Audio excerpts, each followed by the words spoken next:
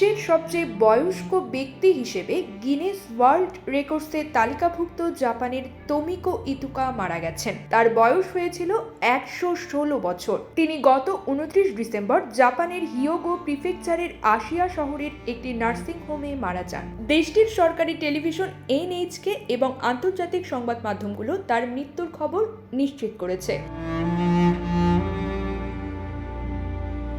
তোমিকো ইতুকার জন্ম 1908 সালের 23 মে জাপানের বাণিজ্যিক শহর ওসাকায়। তিনি 3 ভাই বোনের মধ্যে সবচেয়ে বড় ছিলেন। প্রথম বিশ্বযুদ্ধের 6 বছর আগে জন্ম নেওয়া তোমিকো নিজের জীবনে অনেক ঐতিহাসিক ঘটনার সাক্ষী হয়েছেন। 20 বছর বয়সে বিয়ে করেন তিনি। তার 2 মেয়ে, 2 ছেলে এবং 5 জন নাতি নাতনি রয়েছে। দ্বিতীয় বিশ্বযুদ্ধের সময় তার স্বামীর টেক্সটাইল কারখানার অফিস দেখাশোনা করতেন। 1979 সালে স্বামীর মৃত্যুর পর জাপানের নারা শহরে একা বসবাস শুরু করেন।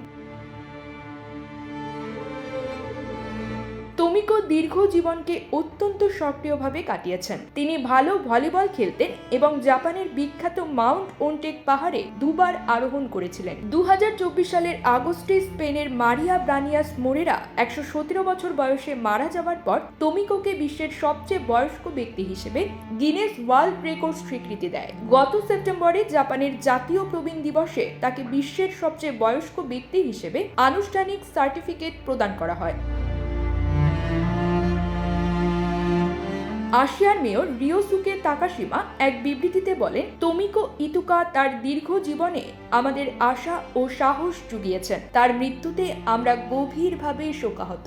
জাপান দীর্ঘজীবী মানুষের দেশ হিসেবে পরিচিত। সরকারি তথ্য অনুসারে 2024 সালের সেপ্টেম্বর পর্যন্ত দেশটিতে 100 বছর বা তার বেশি বয়সী মানুষের সংখ্যা 95,000 ছাড়িয়ে গেছে, যাদের মধ্যে 88% নারী। এটি দেশটির জীবনযাত্রা ও স্বাস্থ্য ব্যবস্থার অনন্য দৃষ্টান্ত।